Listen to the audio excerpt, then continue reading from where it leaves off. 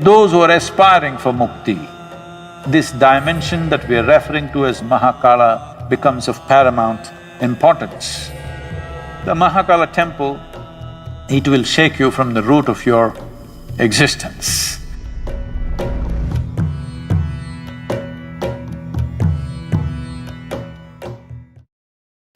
Shiva is a god who should not be named, because to name him is to limit and curtail him.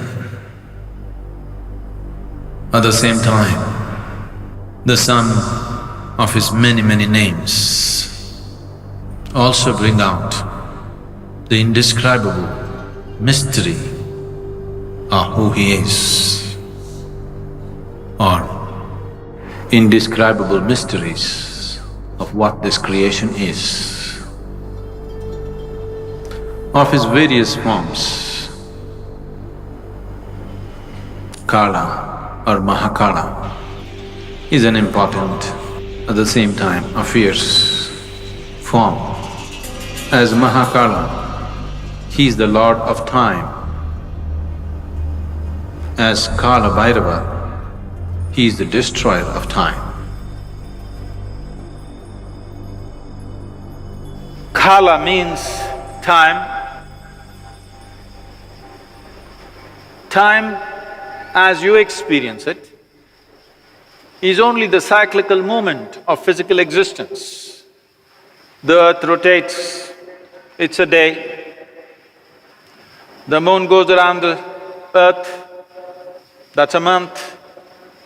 The earth goes around the sun, that's a year. Everything that you know as time, including your watch, is all about cycles.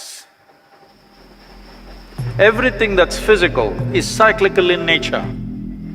From atomic to cosmic, everything that's physical is naturally cyclical in nature.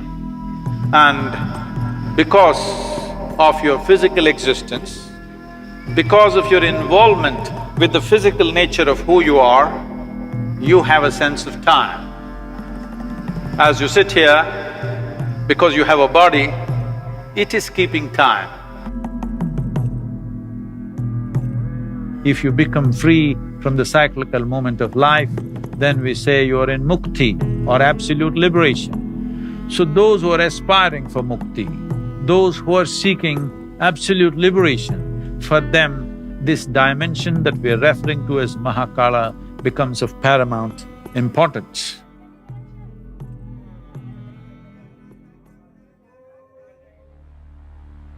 It once happened, the great sage Shukracharya, who was the guru for all the demons, did a tremendous span of austerities in worship of Shiva, and Shiva had to appear. When he appeared, Shukracharya asked for immortality. Then Shiva said, that is not possible. All that is born has to die. Ask for something else. Then Shukracharya said, give me the power of rejuvenation,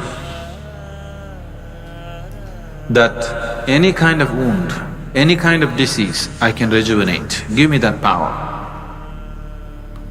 Shiva, being the ultimate healer, the master of all herbs and medicines, gave Shukracharya the Sanjeevani mantra, the mantra for rejuvenating people from any kind of disease or any kind of wound or injury. Once Shukracharya had this Sanjeevani mantra, the demons became excessively bold and they waged battle after battle. All the demons who fall down in the battle with any kind of grievous wound, Shukracharya just revives them with the Sanjeevani mantra. So ultimately, the army of the demons can go on fighting without losing a single man. The gods got very alarmed and they felt this is a very unfair battle because how much ever you fight, they don't die, but we die. So they went to Brahma. Brahma intervened with Shiva and said, "You have given this Shukracharya this kind of power, you must kill him. Otherwise, there will be a complete imbalance in the world. The demons have an unfair advantage over the gods." Then Shiva said, "There is no need to kill him, I will contain him." Then the battle between the devas and the demons was going on. Shukracharya was going about uttering the mantra and reviving all the demons from their injuries and wounds.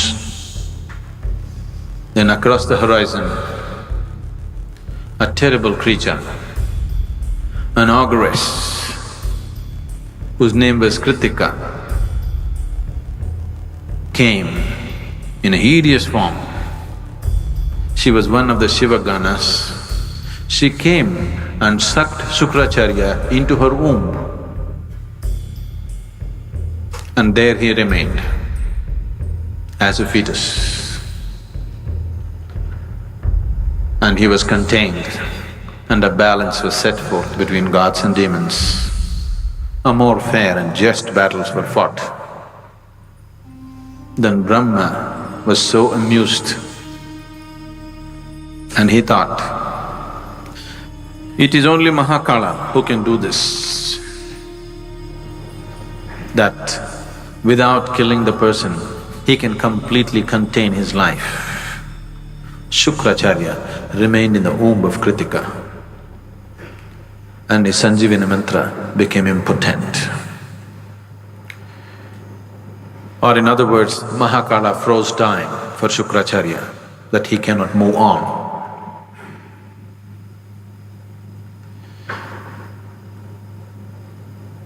When we talk about transcendence, when we talk about spirituality, yoga, we are seeing how to go beyond the limitations of time and space. Because time and space belongs to the physical plane of the existence. Once you aspire to be spiritual, what it means is you're aspiring to be something more than the physical. Once you're something more than the physical, that means you're aspiring to be beyond the limitations of time and space.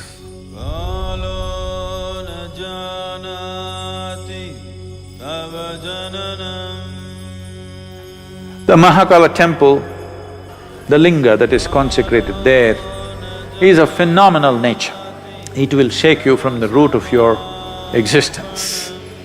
It is really an incredible consecration. It is just done for this purpose, that in some way it dissolves you. One must be ready to go into this temple properly because it's of a tremendous power and it is not for the faint-hearted. It shakes you from inside. Every day, the offering that needs to happen to Mahakala is fresh ashes from the cremation grounds, because that's what he likes and that is what keeps it going the way it's going. Unfortunately, I heard that we're getting so bloody civilized. Now it seems because some activists protested, they are not using the ashes from the cremation ground, they're just using cow dung or bullshit. Unfortunately, this is not just a cultural thing, there is a science to it. If we bring ashes from the cremation ground and some other ash, I can show you what is the difference between the two. Experientially, it's a phenomenal difference. And it's very, very important that this process is continued because that is the nature of Mahakala. The very presence of what this Mahakala Rupa is, when you go there, everything is gone, everything is burnt into ashes. That means you become free from the physical. It propels you towards your ultimate liberation. You want to do that gently, we have everything here. You want to do it in a boom way, you really want to be pushed hard and you are not faint-hearted, then Mahakala temple is a phenomenal process.